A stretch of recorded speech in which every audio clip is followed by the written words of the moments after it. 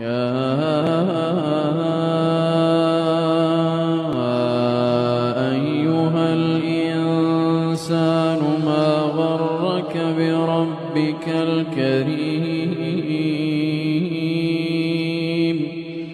الذي خلقك فسواك فعدلك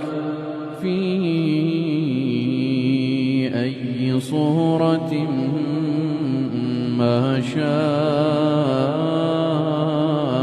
ركبك كلا بل تكذبون بالدين وإن عليكم لحافظين